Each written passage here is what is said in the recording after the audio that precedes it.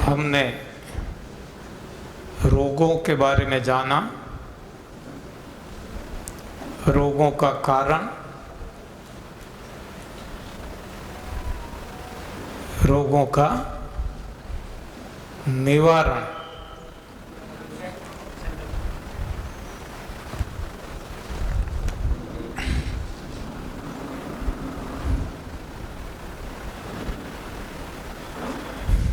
रोगों का कारण अब हमें पता चल चुका है। रोगों का कारण क्या है? गलत आहार। हम दोहराएंगे, बोलेंगे जिससे वो पक्का हो जाए, हम भूल न पाए। रोगों का कारण क्या है? रोगों का कारण, हाँ, गलत आहार। गलत आहार से क्या होता है? शरीर में गंदगी जमा होती है। गलत आहार के कारण शरीर में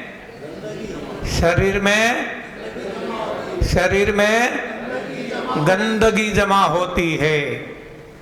जब गंदगी का ढेर लग जाता है तो इसमें कीड़े पड़ते हैं। गंदगी का ढेर लगता है तो इसमें वात, पित्त, कफ जन्म लेते हैं।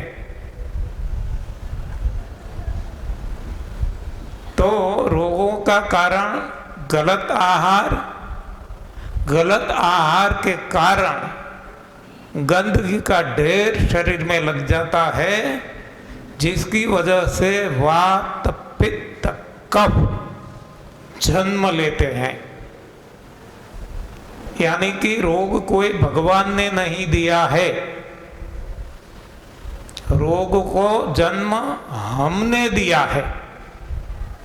भगवान ने कहा है ना श्रीमद् भगवद गीता में कि शत्रु भी तेरा तू है, मित्र भी तेरा तू है। कोई हमारा बिगाड़ नहीं सकता, बिगाड़ते हैं तो हम खुद बिगाड़ते हैं। तो गलत आहार हम क्यों खाते हैं? गलत आहार दुनिया में कोई, सृष्टि में कोई भी प्राणी नहीं खाते, केवल इंसान ही क्यों खाता है? गलत आहार केवल इंसान ही क्यों खाता है?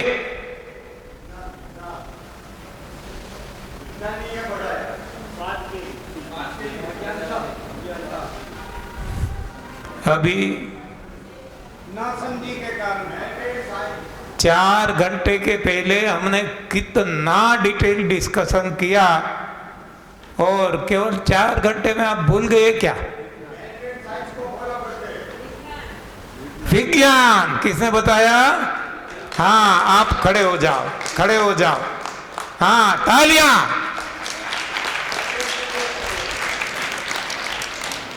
कितना हमने डिटेल में डिस्कस किया कि विज्ञान ही विनाश करता है, और फिर भी आप जवाब नहीं दे सकते। हाँ, तो अब फिर से रिपीट करते हैं कि रोग केवल इंसान को होते हैं। इसका कारण है गलत आहार। गलत आहार की वजह से वात, पित्त, कफ जन्म लेते हैं, कीड़े पड़ते हैं, और यही तो रोगों का कारण है। लेकिन गलत आहार हम क्यों खाते हैं?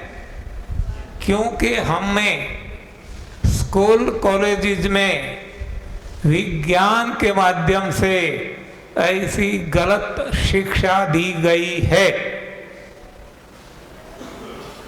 So simple. यदि शिक्षा नहीं दी होती, देखो इतने सारे प्राणी हैं, 84 लाख योनियां, कोई पढ़ने को नहीं गए तो वो तंदुरुस्त है, वो निरोग है, क्योंकि उनको गलत शिक्षा नहीं दी गई है। जबकि हमें गलत शिक्षा दी गई है। हमारे जो पशु पक्षी प्राणी पालतू है, हम जो हमारे साथ रखते हैं, चाहे तोता हो, चाहे गाय भैंस हो, बकरी हो, उनको रोग होंगे क्योंकि उनको हम गलत आहार खिलाते हैं, तो उनको रोग होते हैं। उनको डायबिटीज भी होता है, बीपी भी होता है, टीबी भी होता है, कैंसर भी होता है। हर कोई जो रोग हमें होते हैं, हर कोई रोग ऐसे गलत आहार खाने वाले प्राणियों को भी होते हैं। वहाँ तक कि उनको मेंटल टेंशन, डिप्रेशन भी रहता है।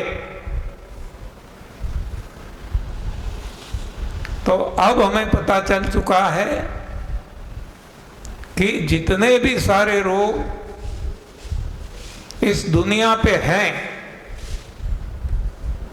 ये सारे रोग को जन्म किसने दिया? विज्ञान ने।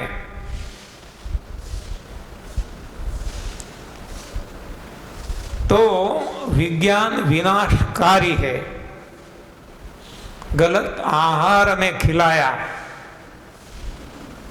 बाद में दवाइयां दी, ये भी गलत। दवाई से किसी का कोई भी रोग ठीक नहीं हुआ, रोग बढ़े, दवाइयां बढ़ती गई और खुद खत्म हो गए। तो इस तरह से रोगों को जन्म देने वाला विज्ञान है, रोगों को आगे बढ़ाने वाला विज्ञान है। तो हमने ब्रह्मा विष्णु महेश रोगों के बारे में एक दृष्टि से देखा था। अब दूसरी दृष्टि से देखें तो रोगों को जन्म देने वाला ब्रह्मा वो विज्ञान है, रोगों को आगे बढ़ाने वाला गलत दवाइयां देके ये भी विज्ञान है। अब गलत भोजन तो खिलाया, अब ये भोजन में भी पेस्टिसाइड डाल के, केमिकल्स डाल के, केमिकल खाद, केमिकल में पकवाते हैं। केले हैं, आम हैं, बहुत सारी ऐसी चीजें जल्दी पक जाए, जल्दी हमें पैसा मिल जाए। तो इस हिसाब से दवाइयां का छंटकाव करते हैं, केमिकल खाद और केमिकल का उपयोग करते हैं, रसायनों का। तो ये भी किसने दिया? विज्ञान ने दिया। हाँ, इस तरह से आप देखो, विज्ञान विनाश ही करता है। विज्ञान के पास कोई भी हमें आरोग्य प्रदान करने का या तो आनंद, मौज, मजा, मस्ती देने का विज्ञान के पास नहीं है कुछ भी। तो इस तरह से रोग की गति इतनी बढ़ गई। आप देखो, केवल 10-20 साल में रोग कितने बढ़ गए। 20 साल पहले आप देखेंगे कैंसर कहीं कहीं हमें सुनने को मिलता था, आज कैंसर घर घर पहुंच गया है। क्यों? इसका कारण है रसायन, पेस्टिसाइड यानी कीटनाशक दवाइयाँ, जो विज्ञान की भेंट है। तो ये विज्ञान जो है मारने वाला है। यहां से इसको संतोष नहीं हुआ विज्ञान को, तो क्या बनाया? शस्त्र बनाए। देखो, भगवान ने शास्त्र दिए, विज्ञान ने शस्त्र दिए, एटम बॉम्ब दिए। हाँ, परमाणु युद्ध हम कहते हैं ना, वॉर, एटॉमिक। तो ये सब कौन देता है? विज्ञान। तो विज्ञान है वो विनाश करता है, जबकि भगवान है सबका भला करते हैं। विज्ञान है जो मारता है, भगवान है जो तारता है। तो अब हमें मरना है या तैरना है वो हमें तय करना है।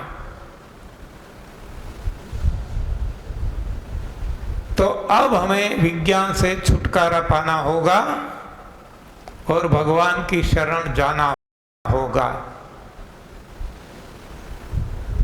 तो भगवान की शरण यानी शास्त्र का पठन, विज्ञान का शरण यानी शस्त्र धारण करना। शास्त्रों में हमें सिखाया गया है जियो और जीने दो, जबकि विज्ञान ने सिखाया है जियो और जीने के लिए जितना भी संहार करना है करो। और संहार भी कैसे करे, इसके लिए भी एटम बॉम्ब आदि सब कुछ हमें बना के दे दिया है।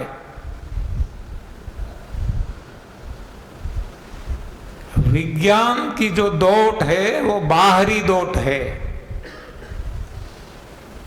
जबकि भगवान के समीप जाना है तो कहीं हमें नहीं जाना पड़ेगा, क्योंकि भगवान भीतर है। हाँ, मरना है तो विज्ञान की शरण ले, तैरना है तो भगवान की शरण ले। भगवान कहाँ है? भीतर। तो अब हम कह सकते हैं कि जब मैं भीतर गया, हाँ, जो कोई प्रयास करेंगे भीतर जाने का, जब मैं भीतर गया मैं भी तैर गया। तो तैरना है तो भीतर जाना होगा। जैसे महर्षि अरविंद, महर्षि रमण, इन लोगों ने क्या किया, वो भीतर गए, खुद को पूछा मैं कौन हूँ, मैं कौन हूँ, मैं कौन हूँ, Who am I? Who am I? Who am I? ये भीतर जाने का रास्ता है, भीतर जाने का रास्ता है। इसको हम कहते हैं तप, सेवा, सुमिरन। रामचरितमानस के हिसाब से तप, सेवा, सुमिरन। वो ही श्रीमद् भगवद गीता के हिसाब से तप, दान, यज्ञ। वो ही बाइबिल के हिसाब से फास्टिंग, चैरिटी, प्रेयर। वो ही कुरान के हिसाब से रोज़ा, ज़कात, नमाज। वो ही गुरु ग्रंथ साहिब के हिसाब से उपवास, 10 बन, सिमरन। देखो सभी में एक ही बात है, देखो सीक्वेंस भी एक है, पहले तप, बाद में सेवा, अंत में सुमिरन, सभी में। हाँ, तो ये भगवान ने दिया हुआ एक रास्ता है, एक साधना है। इस पथ पर चलेंगे, इस साधना पे चलेंगे तो हमारा साध्य प्रभु प्राप्ति अवश्य होगी। और यदि विज्ञान के रास्ते चलेंगे तो विनाश अवश्य होगा। विज्ञान में हम देखें बाहरी दौड़ है, विज्ञान न आत्मा को मानता, न भगवान को, परमात्मा को मानता। विज्ञान के पास केवल ये लोथड़ा, हाँ, हार्ड मांस लहू से बना लोथड़ा, फिजिकल बॉडी, इसका ही ज्ञान है और वो भी ज्ञान सही ज्ञान नहीं है, अज्ञान है। इस हिसाब से जिसको हम बायोलॉजी कहते हैं, हाँ, अज्ञान है। सही ज्ञान भगवान के पास है, लेकिन हम कुछ गलत राह पे चले, भटक गए, खुद का विज्ञान बनाया और भगवान के विज्ञान को भूल गए। भगवान ने ये सारे शास्त्र दिए हैं, वो विज्ञान ही है। श्रीमद् भगवद गीता में अर्जुन को जब भगवान सवालों के जवाब दे रहे हैं, तब कहते हैं कि है अर्जुन, मैं तुझे ये विज्ञान बता रहा हूं। हाँ, यहां विज्ञान शब्द है, तो ये भी विज्ञान है, ये भी विज्ञान है। फर्क कितना है कि ये गॉड गिवन साइंस है, ये मैन मेड साइंस है। गॉड गिवन साइंस है, वो हमें हेल्थ, वेल्थ, हैप्पीनेस देने वाला है, जबकि मैन मेड साइंस विनाश करने वाला है। अब चॉइस हमारी है। तो अब हमें पता चल चुका है कि सारे रोगों का कारण और कोई नहीं है, विज्ञान है। तो विज्ञान को अब छोड़ना पड़ेगा और भगवान को पकड़ना पड़ेगा। तो भगवान क्या करते हैं? देखो, भगवान ने बताया है कि अहम वैश्वानरो भूत्वा प्राणिनाम देहम आश्रितः प्राणपान समायुक्त पचामि अन्नम चतुर्विधम। तो अन्न कौन पचाता है? अन्न कौन पचाता है? भगवान पचाते हैं, खुद कहते हैं वो। जबकि हम क्या मानते हैं? अन्न कौन पचाता है? जठराग्नि। हाँ, हम वही मानते हैं ना। हमारे आयुर्वेद में यही तो लिखा है कि जठराग्नि है जो भोजन को पचाती है। तो ये आयुर्वेद क्या है? मैन मेड साइंस है, जो गलत है। मैं आयुर्वेद को बहुत मान देता था जब मुझे पता नहीं था, लेकिन जब से पता चला, मुझे समझ में आ गया कि जो गलती की शुरुआत किसी ने की तो आयुर्वेद ने की है। आयुर्वेद ने हाउ पे काम किया, जो सुबह हमने चर्चा की थी। कैसे रोगों को हटाए,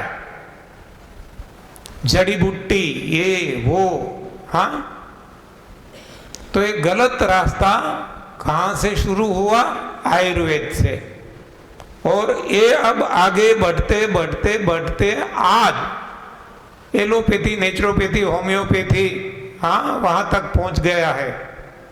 और इसके साथ साथ लाफिंग, पॉजिटिव थिंकिंग, हाँ, योगासन, प्राणायाम, पानीपति, स्वमूत्र थेरेपी, गौमूत्र थेरेपी, यज्ञ, होम, हवन, पितृतर्पण, वहाँ कितना इसकी शुरुआत कहाँ है?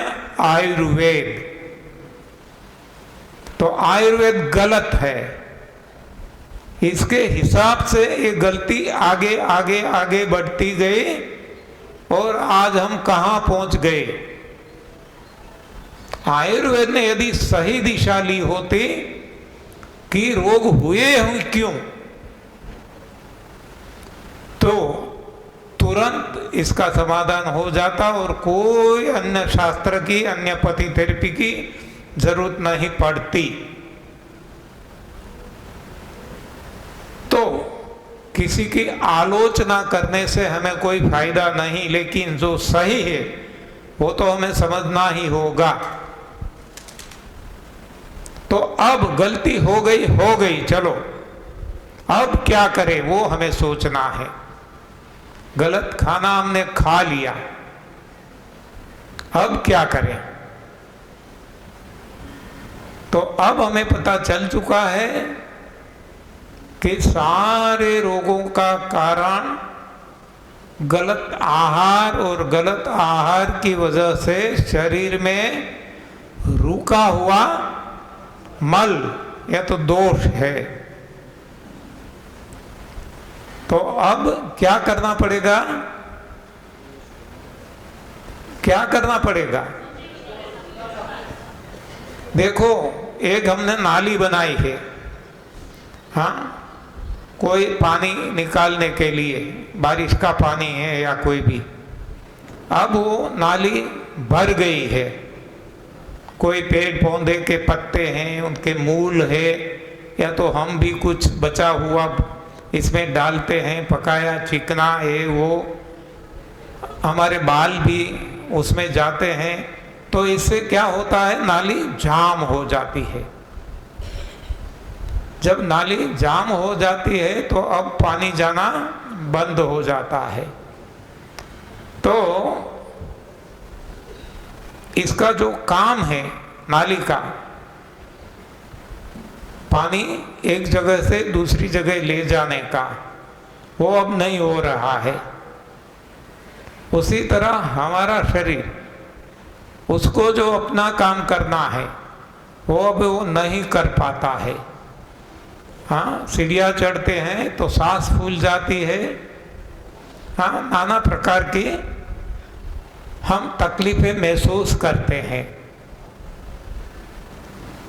तो जैसे ये नाली में से पानी जाने देना है, अपना जो काम है वो इससे हमें लेना है, तो हमें क्या करना होगा?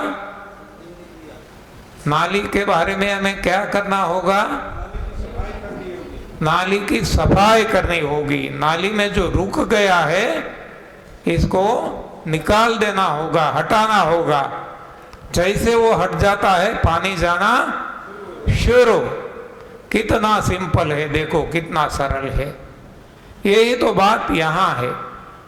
हमने गलत आहार खाया, ये सब कुछ भर गया, इसमें बहुत सारी नालियां हैं। हाँ, रुधिराभिसरण तंत्र जो हम कहते हैं, रुधिर यानी रक्त वाहिनियां हैं, और जो हम कहते हैं कि केश वाहिनी है, मज्जा तंतु है, हाँ बहुत सारे। इससे तो ये शरीर चलता है। ये अभी जब भर जाता है, आर्टरीज भर जाती है, आर्टरीज ब्लॉकेज हो जाती है, तो अब क्या करना पड़ेगा? क्या करना पड़ेगा?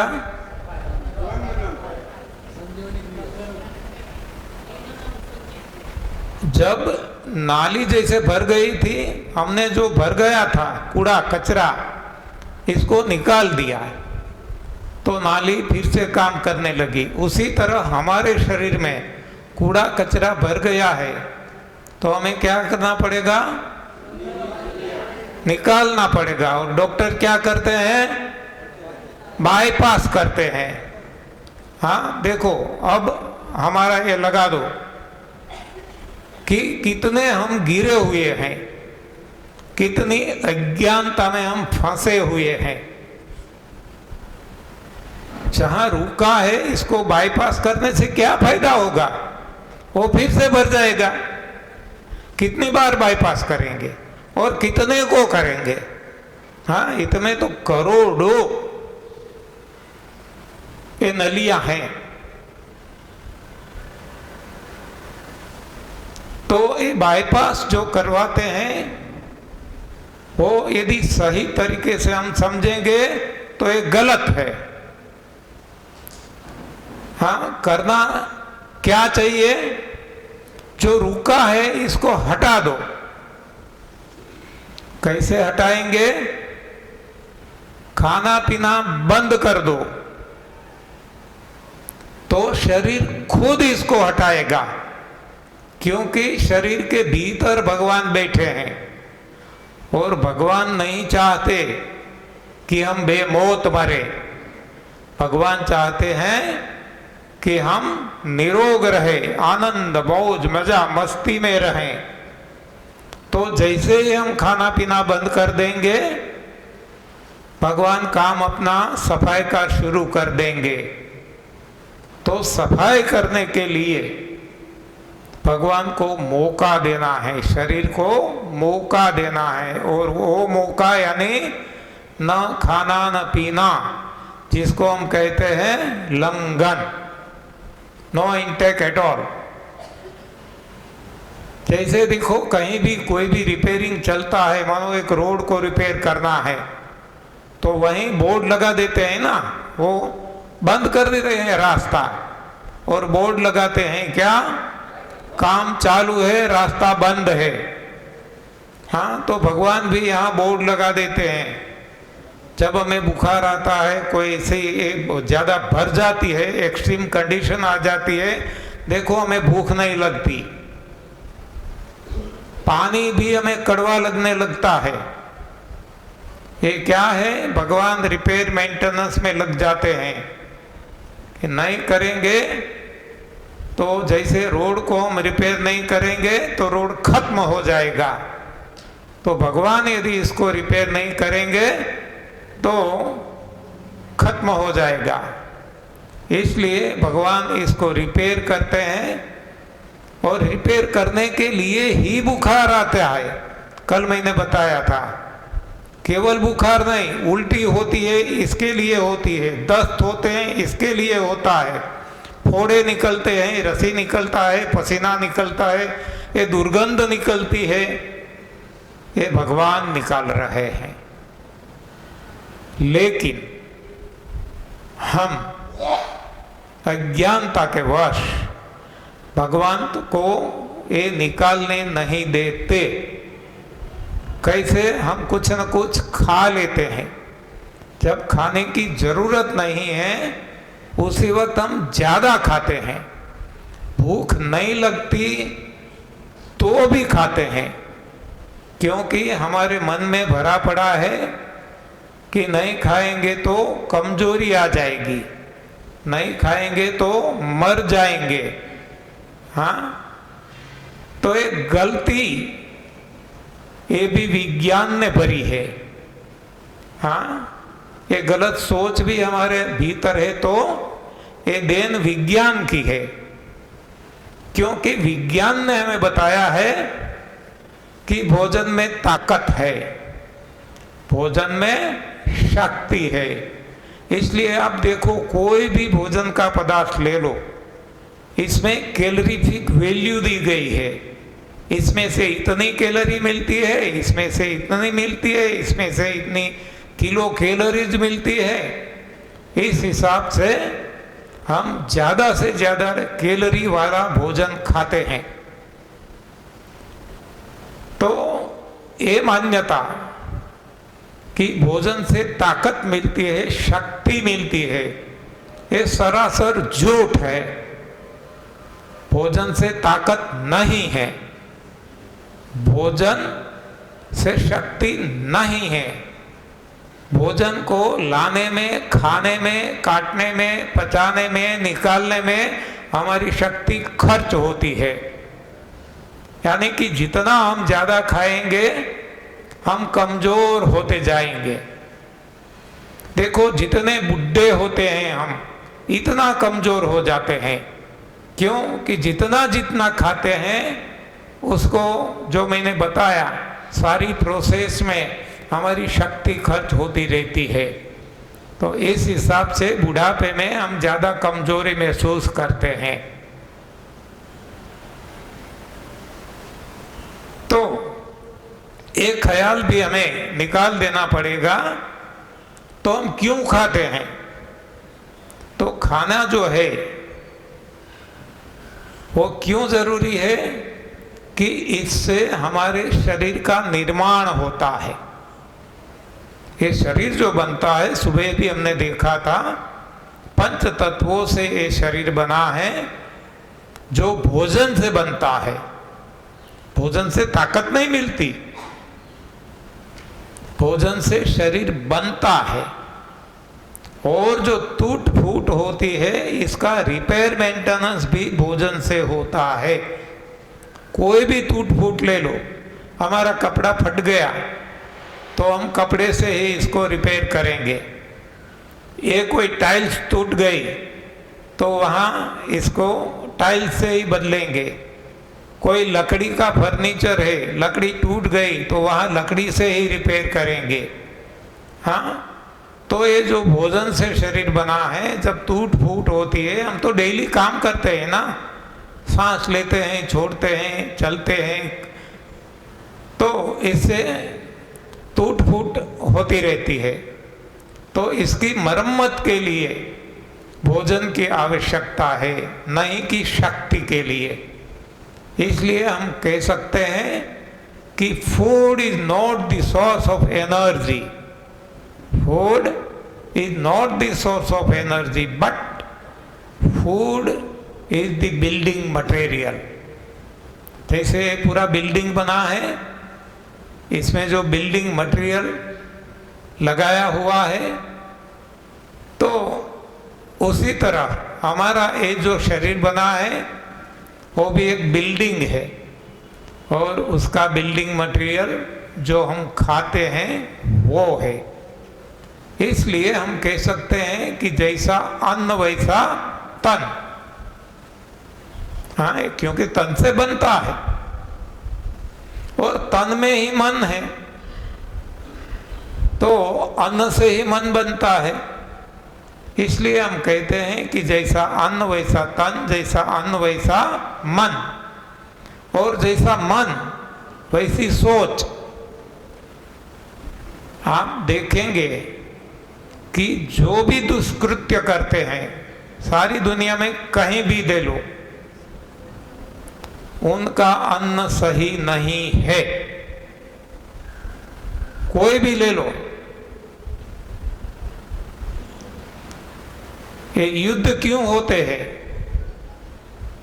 हाँ, ये गलत जो खाते हैं, इससे गलत मन बनता है, इससे गलत सोच जन्म लेती है, इससे गलत व्यवहार होता है। आप कोई भी ले लो, जितने भी असामाजिक तत्व है, जितने भी लोग औरों को बिना कारण परेशान करते हैं, उनका आप भोजन देख लो। हाँ, ये गलत आहार ही होगा और ज्यादातर मांसाहार होगा। तो जैसा हम खाते हैं वैसे हम बन जाते हैं। खराब खाते हैं, शरीर खराब बनता है, रोगेश बनता है। खराब खाते हैं, मन खराब होता है, सोच खराब आती है, तो हमारा व्यवहार भी खराब रहता है।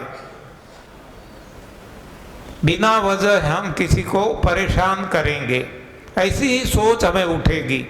हमें किसी को मदद में आने का, हाँ, ऐसा नहीं। और आप देख लो, ऋषि मुनि का भोजन क्या था? ऋषि मुनि कभी त्रासवादी हुए क्या?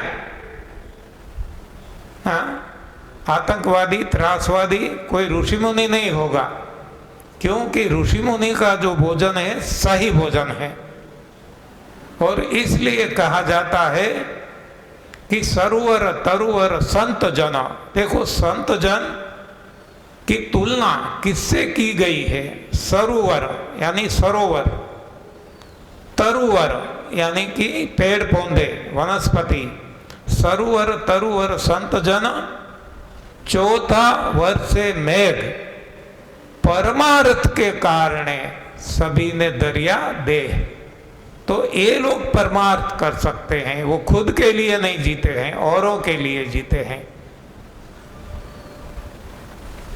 तो ये संत बनते हैं और संत का भोजन क्या है हम सभी को अच्छी तरह से पता है। वो कभी मांस मच्छी अंडी नहीं खाते। हाँ, जो सही संत है वो दूध भी नहीं पीते। जो सही संत है वो अनाज दालें ऐसा भोजन नहीं खाते। वो पेड़ पौधे जो देते हैं, कंद मूल फल पत्ती और पानी, वो ही पीते हैं। और आगे चलकर ये भी जो पचने में भारी है वो छोड़ देते हैं और केवल हवा पे आ जाते हैं। हाँ, तो जैसा भोजन, जैसा अन्न वैसा तन, जैसा अन्न वैसा मन, जैसा अन्न वैसा जीवन। तो अब हम कहते हैं कि you are what you eat. जो आप खाते हैं वैसे आप बनते हैं। भोजन का महत्व कितना है ये हमें समझने की आवश्यकता है।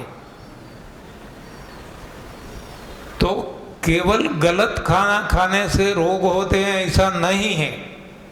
रोग तो होते ही हैं, लेकिन मन भी दूषित होता है, विचार दूषित होते हैं, हमारा व्यवहार दूषित होता है। हम दुश्मनावट में फंस जाते हैं। तो हमें यदि सही जीवन जीना है, अच्छा जीवन जीना है, मौज मजा मस्ती में रहना है, तो हमें सही भोजन खाना होगा। अब ये तो बात की बात है, लेकिन अब ये नाली भर गई, इसका क्या? तो इसको पहले साफ करना पड़ेगा। कैसे साफ करेंगे? तो वो बहुत सारे रास्ते हैं। इन सारे रास्तों में से हमने केवल 3 सिलेक्ट किए हैं, पसंद किए हैं, ओनली 3। हाँ, और ऐसे रास्ते कि जो हम खुद हमारे घर पे बिना किसी की सहाय लिए कर सके। बाकी तो बहुत सारे रास्ते हैं। आप पंचकर्म करवाने जाओ तो वहाँ चार्ज लगेगा, वहीं जाना पड़ेगा जब बुलाए तब। हाँ, ये भी सफाई है। आप नेचुरोपैथ सेंटर में जाओ, खर्च लगेगा, समय देना पड़ेगा। हाँ, और आपको किसी की मदद लेनी पड़ेगी, आप आपके हाथ से नहीं कर पाएंगे। जबकि यहाँ हम जो कर सके वैसा ही हमने लिया है। तो ये है 3। कौन से है? एक है बड़ी आंत को साफ करना। हाँ, जो वहाँ बड़ा पिक्चर लाल लगाया है, इसको साफ करना है, सादे पानी से करना है। इसमें भी कोई गड़बड़ी नहीं कि हमें ये डालना, ये डालना, वो डालना, वात है तो ये डालना, पित्त है तो ये डालना, कफ है तो ये डालना, कुछ भी नहीं। सादा पानी जो टॉयलेट में आता है, नल में आता है, इसको लोग एनिमा कहते हैं, लेकिन ये गलत नाम है। एनिमा एलोपैथी में दिया हुआ नाम है, जहां केमिकल चढ़ाया जाता है। ऐसे गुब्बारा जैसा होता है, वो हमारी एनस यानी कि गुदा द्वार में इंसर्ट करके वो दबा के वो लिक्विड अंदर डालते हैं। वो लिक्विड है रसायन, औषधि, दवाइयाँ, जिसकी जरूरत नहीं है। सादा पानी ये हमें भीतर लगाना है, जो आप लगाते हैं डेली, आपको पता होगा। तो इससे बड़ी आंत साफ हो जाएगी। दूसरा है लंघनम परम औषधम। उठने के बाद 8 घंटों का उपवास जो शुरू करते हैं, जिससे 8 घंटे नहीं हो पाते क्योंकि आदत नहीं है, आदत खाने की है उठने के साथ तुरंत, तो धीरे धीरे आगे बढ़े। आधा घंटा ही, बाद में 1 घंटा, बाद में 2 घंटे, 3 घंटे, 4 घंटे, 5 घंटे, ऐसे करते करते करते 8 घंटे तक, कम से कम 8 घंटे पहुंचना है। इससे क्या होगा? जो सुबह हमने बताया था, मेडिकल साइंस में कहा गया है ऑटोफेगी, जो हमारे ऋषि मुनियों ने, हमारे शास्त्रों ने बताया है उपवास। उपवास के दौरान क्या होता है? शरीर की भीतर की सूक्ष्म सफाई होने लगती है। ये तो स्थूल सफाई करता है, जबकि सूक्ष्म सफाई यानी कि हमारे जो बिल्डिंग है, ये बॉडी है, वो किससे बना है? छोटे छोटे माइक्रोस्कोपिक सेल्स से। कण कहते हैं ना, सेल्स, एकदम छोटे छोटे माइन्यूट, जो आंख से नहीं देख सकते। तो इसमें भी गंदगी है, क्योंकि ये गलत आहार से ही बने हैं। तो इसमें से जब गंदगी हटानी है, तब ये लंघन ही हटा सकेगा और कोई नहीं हटा सकेगा। इसलिए हम लंघन पे ज्यादा से ज्यादा जोर देते हैं। अब उठने के बाद 8 घंटे में ही बताता हूं। लोग कहते हैं हम 16 घंटे के उपवास करते हैं, गलत है। हाँ, जब खाते हैं रात को, तो खाने के बाद पचने की क्रिया होती है, ये उपवास नहीं है। जब ये निकल जाता है शरीर में से और बाद में कुछ नहीं डालते, तब ये उपवास कहा जाता है, लंघन कहा जाता है। तो 8 घंटों के उपवास कम से कम, ज्यादा हो सके तो ज्यादा अच्छा है, लाभदायी है। अब ये उपवास को तोड़ना है, जिसको हम कहेंगे ब्रेकफास्ट। हाँ, फास्ट को ब्रेक करना है, ब्रेकफास्ट। तो ब्रेकफास्ट में हमें क्या लेना है? सबसे पहले हरी पत्तियों का जूस, जिसमें आंवले डाले हैं। आंवले नहीं मिलते हैं तब और कोई जूस ले सकते हैं। इसमें वो ड्रम स्टिक आती है ना, सरगवा गुजराती में कहते हैं, ये पेड़ के पत्ते डालो, तो इससे भी सफाई होगी। तो ग्रीन जूस अवश्य दिन में 2 बार लेना है, एक ब्रेकफास्ट में और एक बाद में, कभी भी 4-5 बजे। हाँ, ये जो हम कहते हैं लंच और डिनर के बीच में फिर से एक बार ग्रीन जूस ले लें। क्यों ग्रीन जूस? हम देखते हैं हमारा भोजन कंद मूल फल पत्ती और पानी है। इसमें हम देखेंगे कि नेचर ने, प्रकृति ने, भगवान ने जो ये कंद कम से कम दिए हैं, इससे ज़्यादा मूल दिए हैं, इससे ज़्यादा फूल दिए हैं, फल दिए हैं, फल से ज़्यादा फूल दिए हैं, और फूल से ज़्यादा पत्तियां दी है। यानी कि हमारे भोजन में पत्तियां सबसे ज़्यादा होना जरूरी है।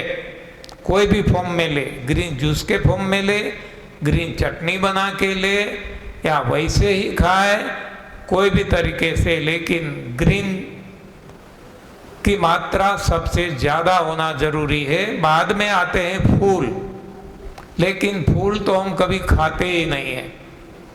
हाँ, तो फूल खाने की भी आदत डालें, ऐसे फूल कि जहाँ फल नहीं लगते।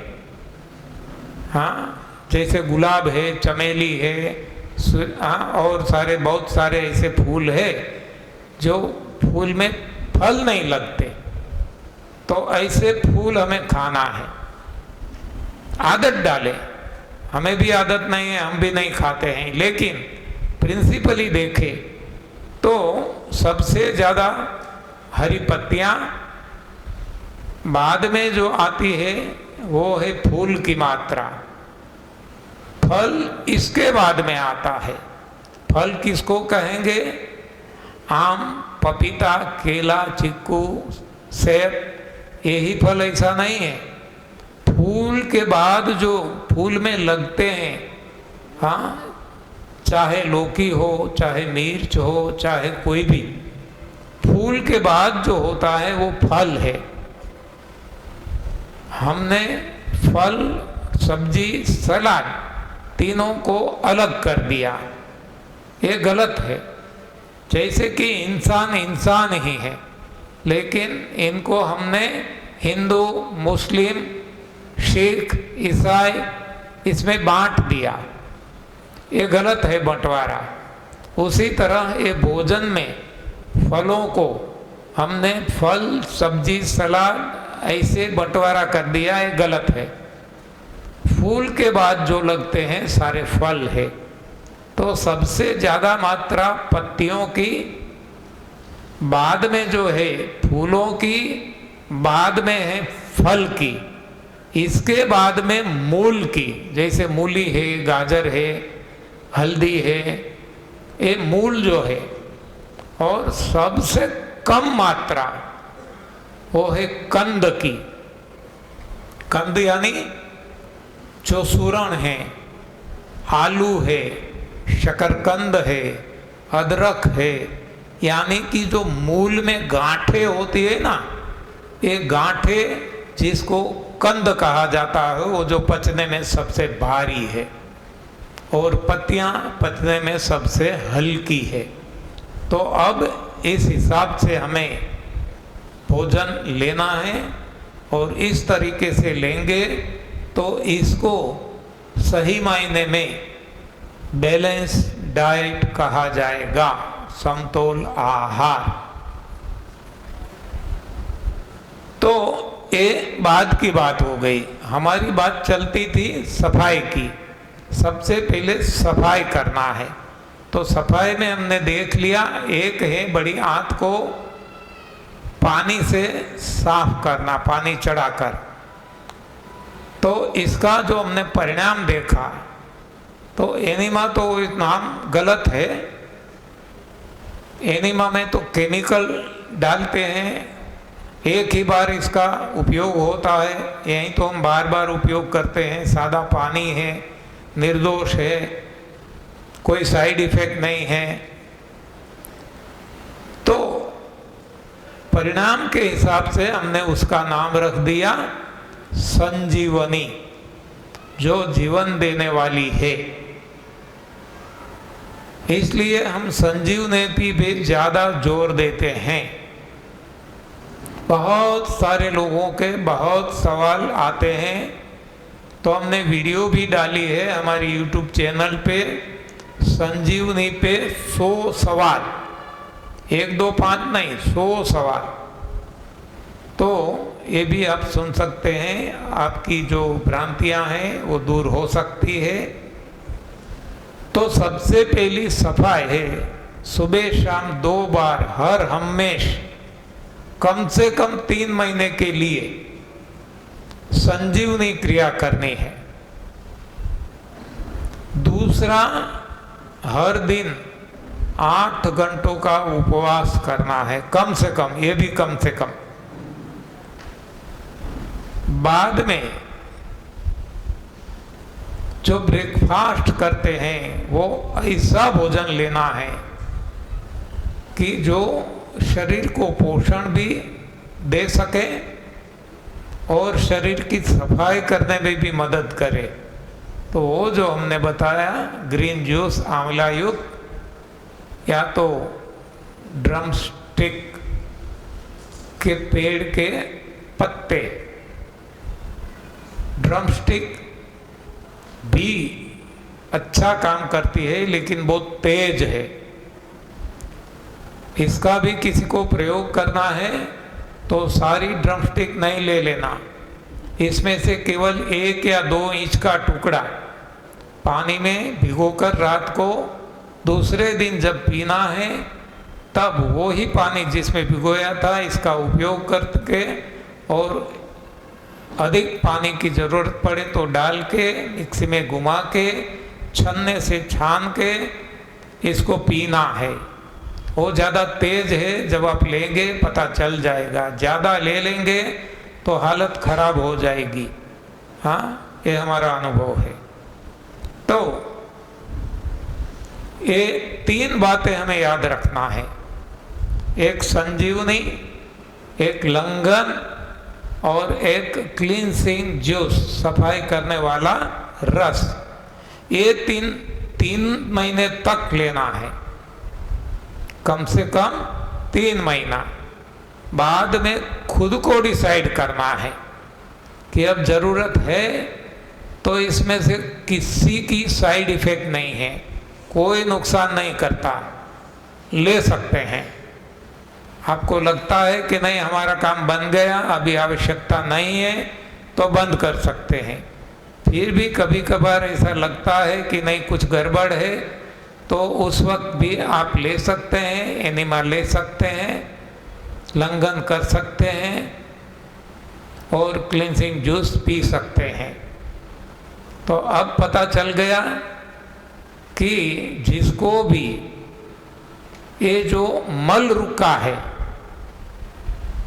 इसको हटाने के लिए ये 3 बातें याद रखना है, इसका प्रयोग करना है। ये करेंगे ज़्यादातर 3 महीने में सारी सफाई हो जाएगी। जैसे ही सफाई हो जाती है शरीर शुद्ध बनता है, मल निकल जाता है, शरीर निर्मल हो जाता है। और वही तो रोगों का कारण था, जो कारण हट गया तो अब रोग हट जाते हैं। So simple. तो अब पता चल गया सभी को। हाँ, तो क्या करना है, मानो किसी को कितने लोगों को डायबिटीज है। हाँ, तो डायबिटीज वाले लोग क्या करेंगे? डायबिटीज वाले लोग क्या करेंगे?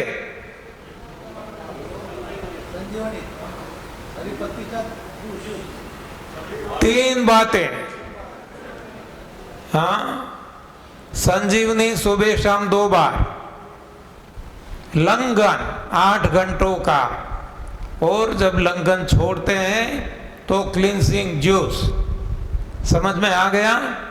और दिन में जो बाकी का समय बचता है, क्योंकि अभी तक सफाई नहीं हुई, तो जब तक सफाई नहीं हो जाती, जब तक अपने रोग नहीं हट जाते, तब तक एक गलत कोई भी आहार नहीं खाना है, और सही में भी केवल और केवल जूस पीना है अपनी पसंद का, सीजनल।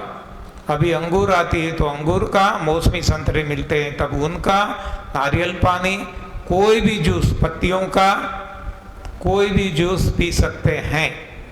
तो पता चल गया डायबिटीज वाले क्या करेंगे।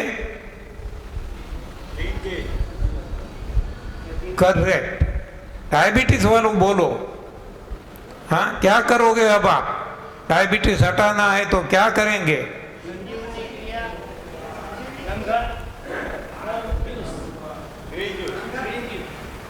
ताली नहीं पड़ेगी। हाँ, धन्यवाद धन्यवाद। तो ये पता चल गया डायबिटीज वाले ये करेंगे। बीपी वाले कितने हैं? हाँ, ये भी जितने डायबिटीज वाले हैं उतने ही बीपी वाले हैं। तो बीपी वाले क्या करेंगे? क्या करेंगे बीपी वाले? आप क्या करोगे?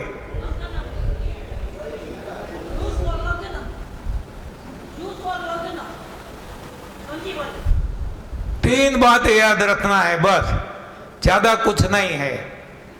हाँ, डायबिटीज वाले भी वो करेंगे, बीपी वाले भी वो करेंगे।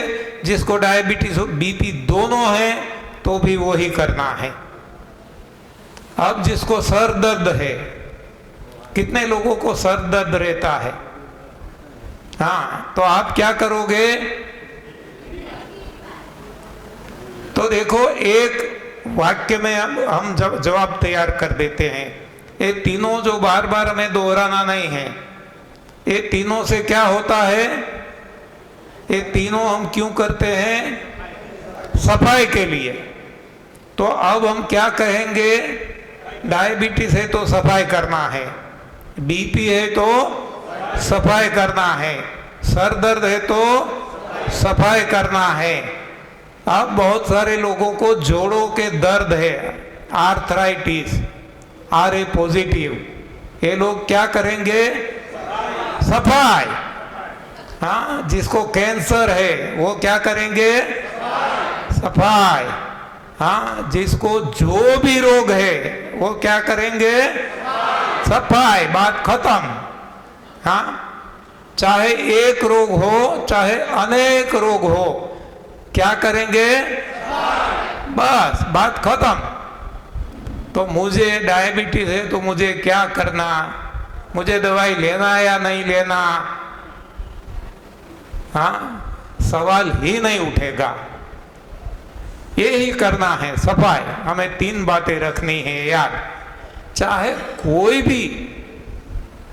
मैं आपको एक किस्सा सुना था, ये तो रोग की बात हो गई, 2014 की बात है, आज से 8 साल पहले की।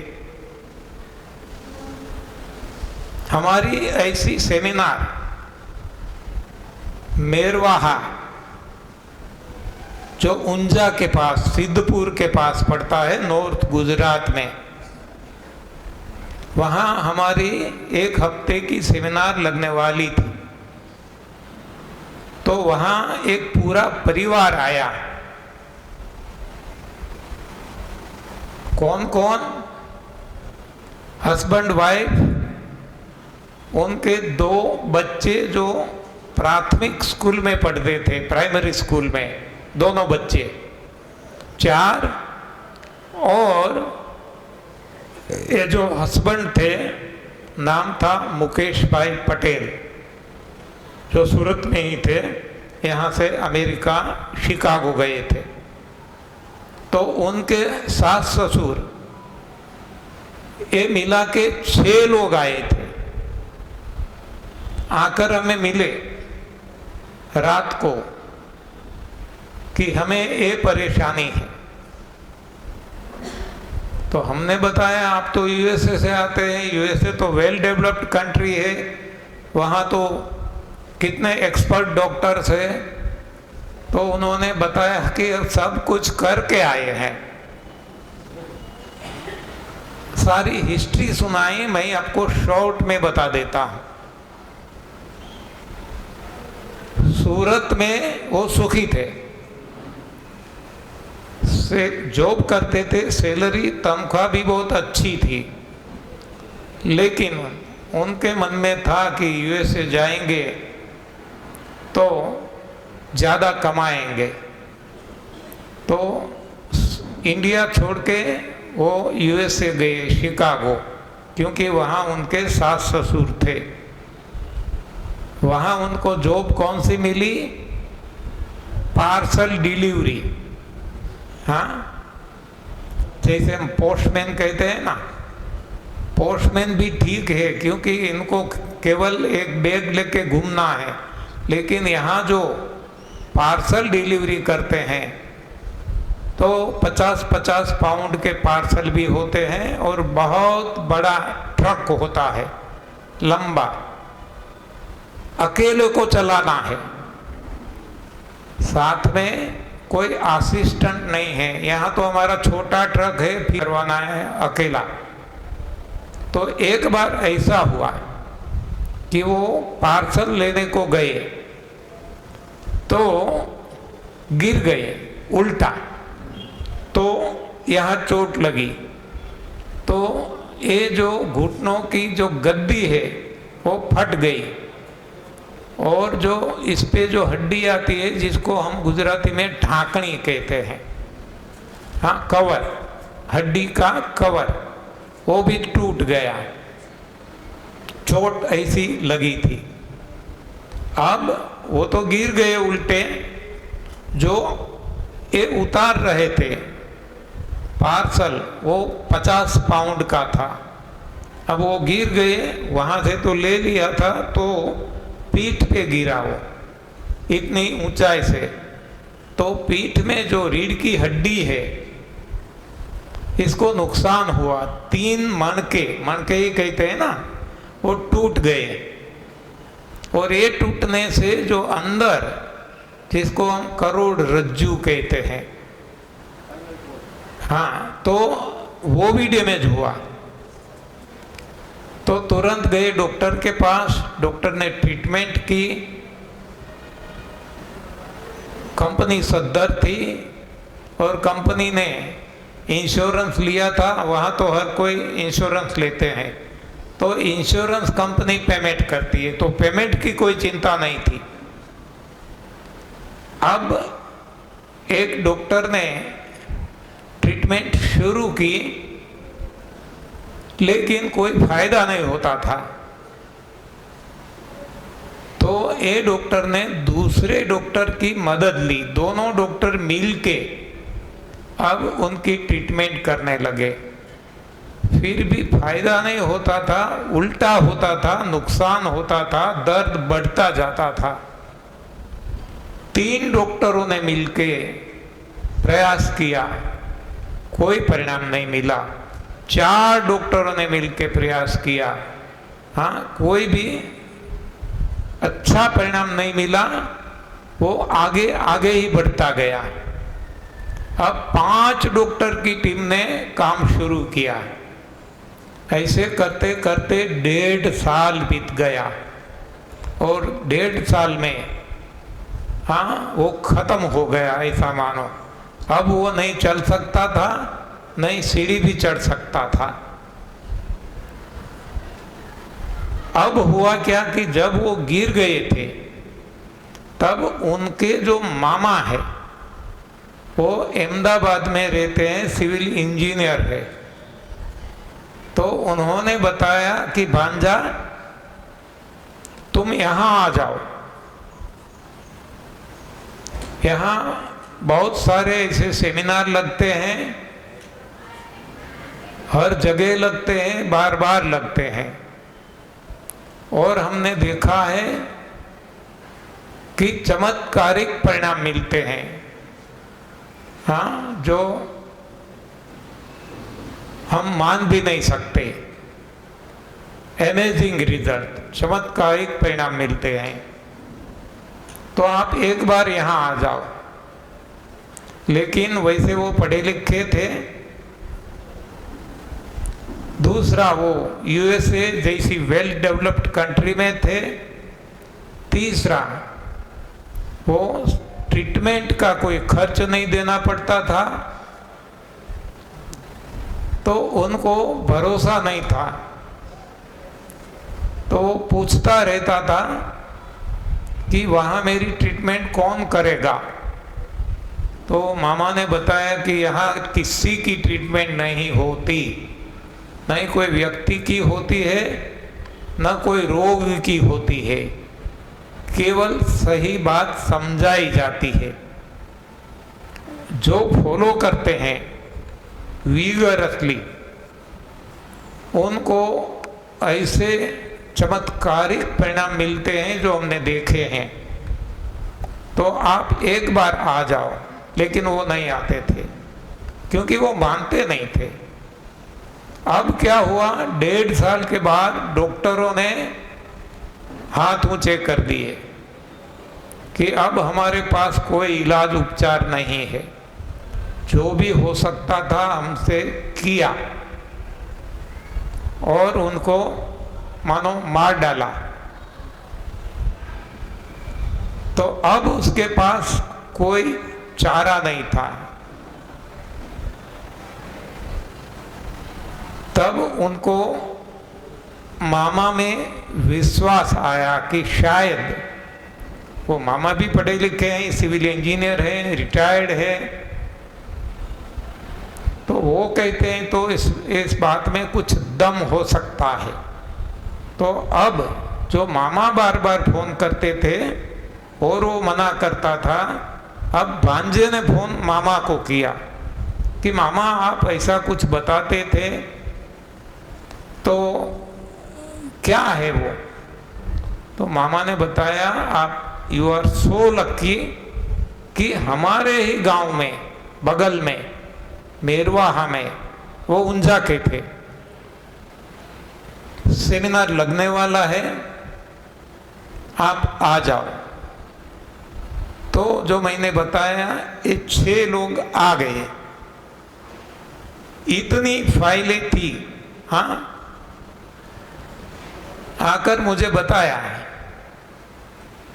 मैंने कहा कि देखो, आपके मामा जी ने आपको बताया होगा कि मैं कोई इंजीनियर नहीं हूं, कोई डॉक्टर नहीं हूं, कोई भी चिकित्सक नहीं हूं, तो ये फाइल में मुझे कोई पता नहीं चलता। और यदि आपको विश्वास है तो ये फाइलों को आग में डाल दो, जला दो। उन्होंने वो ही किया। तब हमें पता चल गया कि अब इसके पास और कोई चारा नहीं है, एक ही ये आशा का किरण बचा है, तो अब हम जो कहेंगे वो करेगा। तो अब हमने बताया कि लंघनम परम औषधम, आपको यही करना है, खाना पीना बंद और निकालना चालू। एनिमा लेने लगो, संजीवनी क्रिया करने लगो, ये ग्रीन जूस जो निकाले वो पीने लगो, खाना पीना टोटली बंद।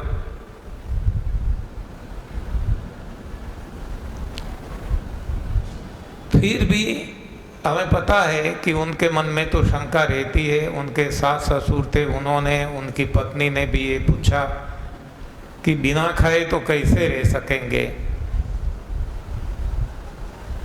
तो मैंने बताया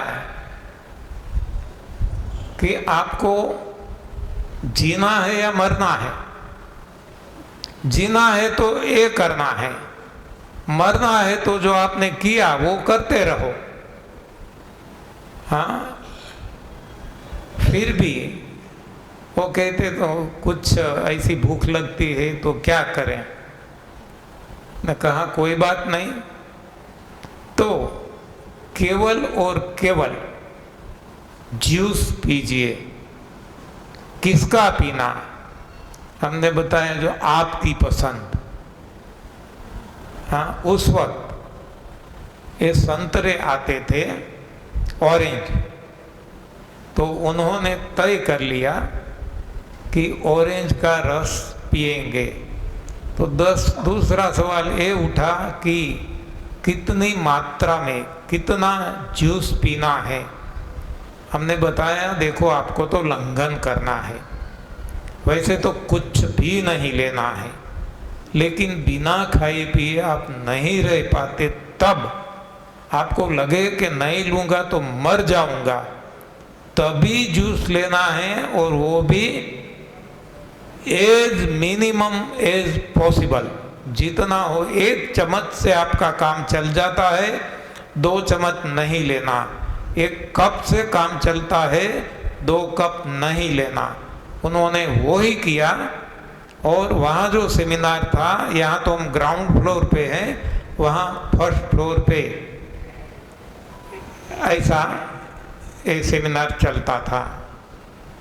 तो 5वें दिन, हाँ, जो चल नहीं सकता था, एक भी सीढ़ी चढ़ नहीं सकता था, उनको फर्स्ट फ्लोर पे भी, वहाँ कोई ऐसा रैंप नहीं था, स्लोप नहीं था कि व्हीलचेयर से भी आ सके।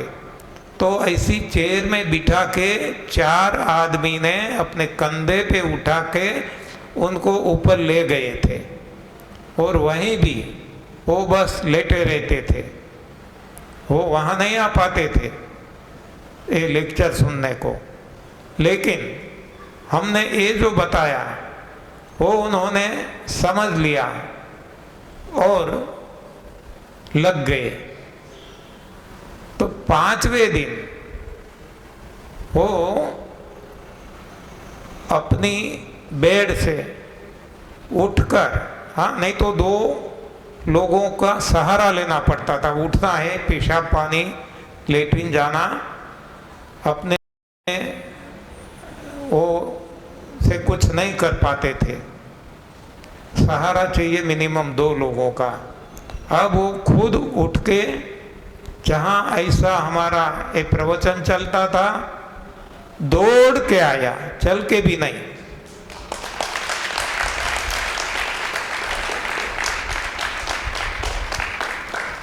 और हमारे पैर पकड़ लिए।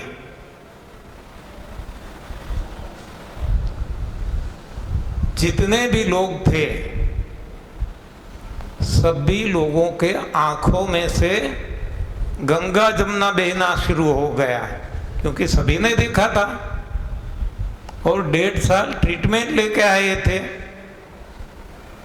अब तो मना कर दिया था कि कुछ होने वाला नहीं है। 5वें दिन तो वो दौड़ के आया। उनको लगता था कि मैं स्वप्न देख रहा हूं। वो मानने को तैयार नहीं थे कि क्या सही में मुझे ठीक हो गया, ये हो सकता है क्या। लेकिन मामा ने बताया था कि हमने चमत्कार देखे हैं। फिर भी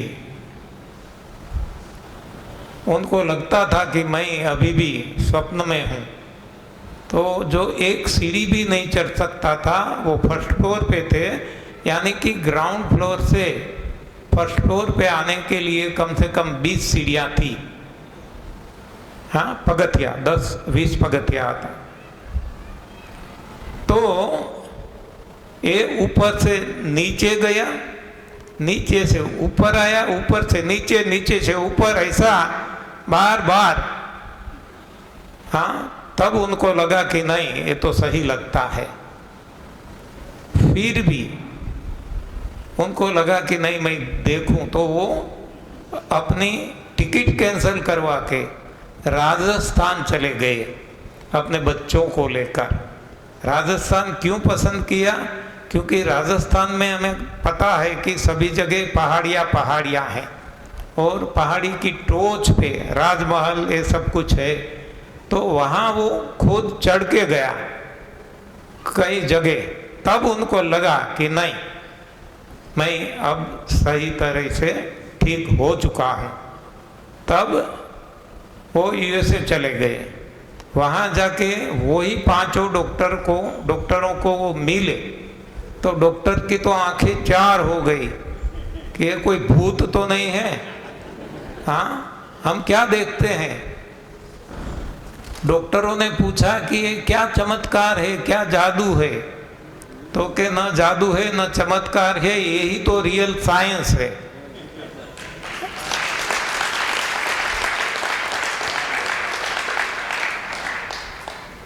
तो 5 डॉक्टर एक के बाद एक पूछने लगे कि तो इससे डायबिटीज भी ठीक हो जाता है क्या? उन्होंने बताया कि हाँ, हमने तो देखा है, बहुत सारे लोगों ने अपना अनुभव बताया है कि मुझे 20 साल पुराना, किसी को 15-20 साल 25 साल पुराना डायबिटीज केवल 2 दिन में चला गया। तो ये डॉक्टर पूछते हैं, मुझे डायबिटीज है तो क्या जाएगा? हाँ, तो वो कहते हैं अवश्य जाएगा, जो हम बताते हैं करो। तो दूसरा डॉक्टर पूछता है, मुझे तो बीपी है, मेरा बीपी भी ठीक हो सकता है क्या? कि अवश्य हो सकता है। तो तीसरा डॉक्टर कहते, मेरे परिवार में तो हर किसी को कोई ना कोई सोराइसिस, ये वो, हाँ, सारे रोग हैं, तो ये भी ठीक हो सकते हैं। कि हाँ, यदि आप करोगे तो होगा। सभी को ठीक हो गया। अब वो जिन्होंने एक सर्टिफिकेट दिया था कि you are unfit to perform your job, वही डॉक्टरों ने अब सर्टिफिकेट दे दिया, you are quite fit to perform your job.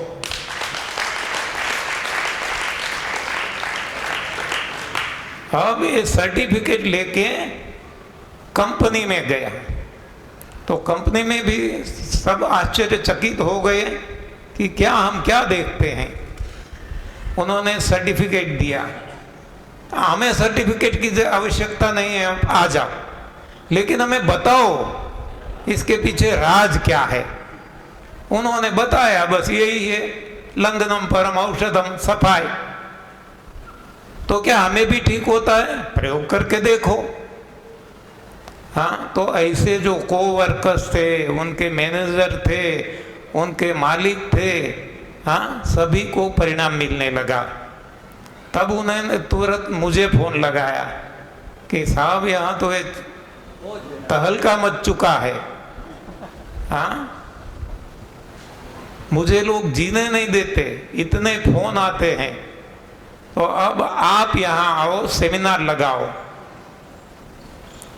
तब से हम 2014 की बात थी, 15 से हम यूएसए जाने लगे।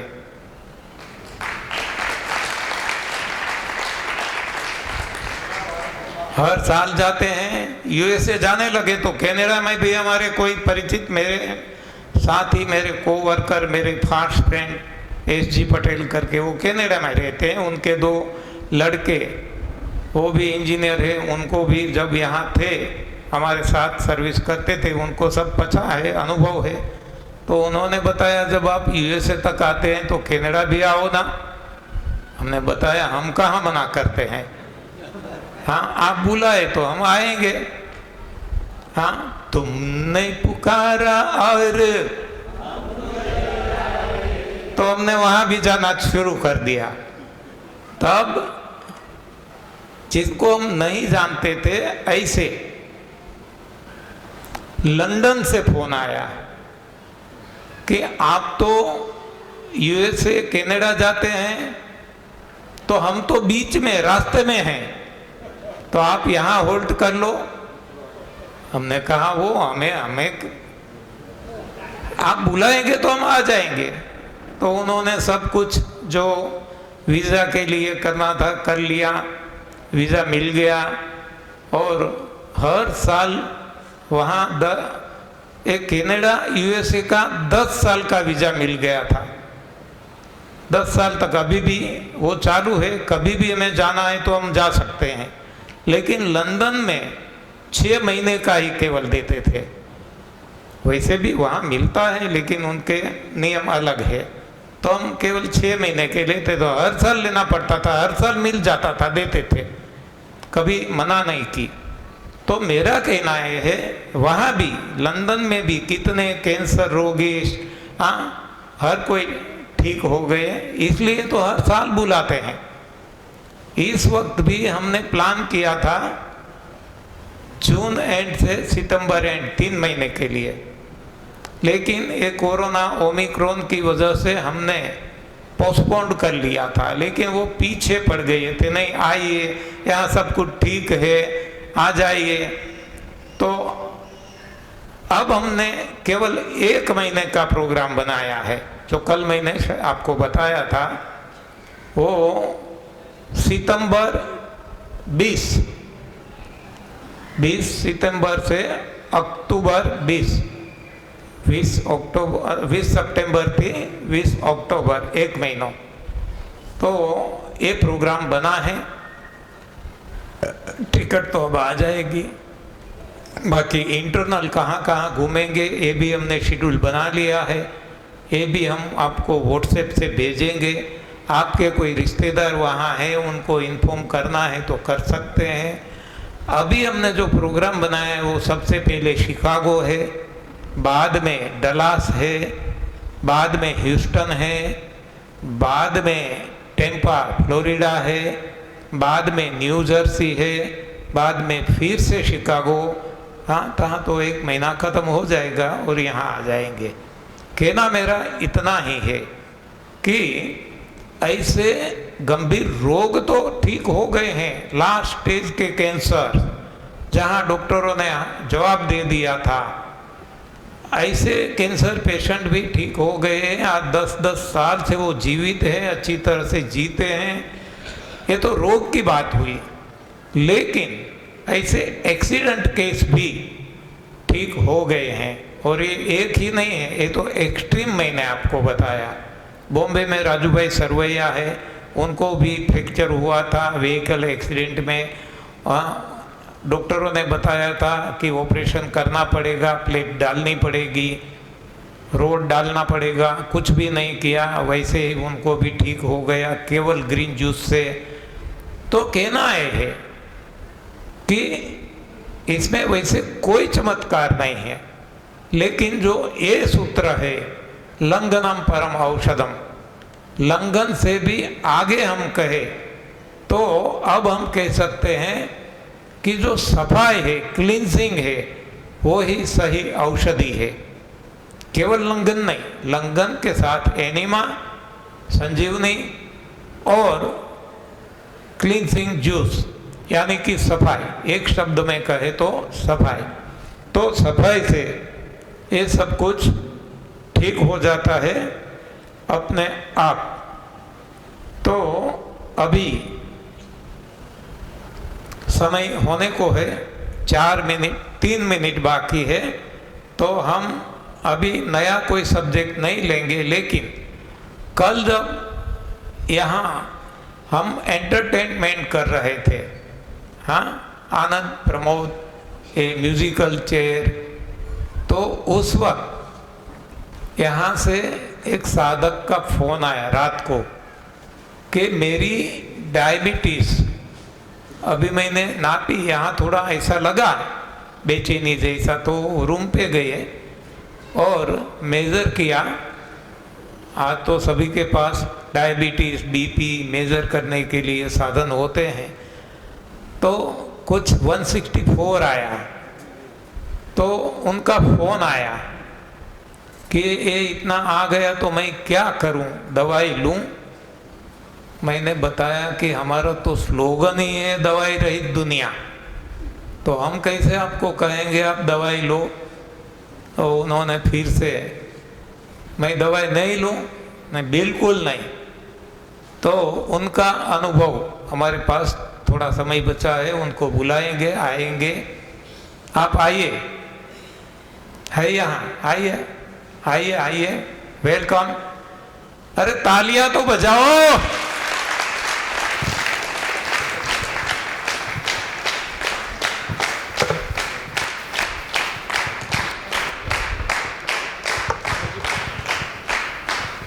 एक पिक्चर बनी थी, आपको पता होगा, हाँ, भूत प्रेत के बारे में होगी, 20 साल बाद, हाँ मालूम है ना।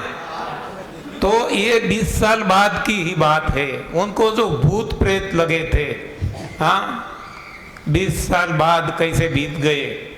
हाँ जी, माननीय श्री चौहान साहब जी, कालू भाई और रोहित भाई, मेरे ख्याल से और सभी अभ्यासी और सभी साधकगण, मेरा नाम तो पहले परिचय दे दूं। मेरा नाम अश्विन पंड्या है, मैं सूरत में ही रहता हूं और मैं बैंक ऑफ बड़ौदा से रिटायर्ड मैनेजर हूं। मेरे को 98 से मैं सूरत आया, इसके बाद 1-2 साल के बाद मेरे को डायबिटीज़ डिटेक्ट हुआ। तो डायबिटीज़, फिर डायबिटोलॉजिस्ट का दवाई लिया, ये सब चलता रहा मेरा बहुत समय से। थोड़ा कुछ ये एनडीएस का मैंने सुना था, तो ये टाइम मैंने शिविर ज्वाइन करने का कंफर्म कर लिया और मैंने शिविर ज्वाइन कर दिया है। अभी ऐसा हुआ कि मेरे को फास्टिंग ज़्यादा रहता है। सुबह में कभी कभी मैं देखता हूँ तो कभी 180-200 तक चला जाता है। मेरी दवाइयाँ तो चालू है, फिर भी शुरू में मैंने ऐसा ये सुनने के बाद प्रयोग ऐसा किया कि सुबह में सिर्फ मैं एक टाइम चाय पीता और 11 बजे के बाद थोड़ा कुछ भूख लगे तो खाता हूँ। तो वही करने से मेरा डायबिटीज़ 25% तो कम हो गया, 160, 150 ऐसा होता था। लेकिन यस्टरडे जब मैंने ज्वाइन किया तब मैंने इधर, मेरे को बाईपास भी मैंने करवाया है 2 साल पहले, इसलिए थोड़ा मेरा क्रिटिकल हेल्थ तो है। फिर भी मेरे घर वाले तो वैसे मना कर रहे थे, फिर भी मैंने सोचा मेरे को जाना ही है, तो मैं इधर आ गया हूँ। और गुरुदेव की कृपा से कल मेरा पूरा जो द्राक्ष लिया, तो रात को इधर प्रोग्राम चल रहा था तो द्राक्ष का 4 ग्लास मैं तो पी गया। फिर ज़्यादा लगा कि थोड़ा कुछ गड़बड़ हो गया, ऐसा थोड़ा कुछ बेचैनी जैसा लगा। तो मैं ऊपर अपने रूम में जाके मैंने चेक किया तो 166 आया। फिर मैंने साहब को फ़ोन भी किया, तो साहब ने बहुत अच्छी तरह से किया कि दवाई नहीं लेना है, हमारे में दवाई नहीं है। तो फिर आज मैंने अपनी विल पावर थोड़ा कुछ और प्रार्थना करके किया कि आज मेरे को दवा लेना ही नहीं है, जो भी होए। तो फिर मैंने दवा नहीं लिया और ये जूस पिया। तो दोपहर को चेक किया तो मेरे को 98 आया, जो कभी आया नहीं है। अभी तक मेरा दवाई लेने के बाद भी कभी इतना कम आया नहीं है। 110 115 तक तो रहा है, लेकिन 98 कभी नहीं आया है। I am very much thankful to Chauhan साहब और ये कालू भाई और सभी, और ये बहुत अच्छा है। और मेरे को तो आई am very much now confident कि अभी ये सभी को करना चाहिए। मेरे घर वालों को भी मैं बोलूँगा, मेरे आस पड़ोस वालों को भी बोलूँगा, और मेरे जितने पहचान वाले सबको बोलूँगा। और इसके लिए सभी के लिए मैं गुरु जी का बहुत बहुत आभारी हूँ। Thank you.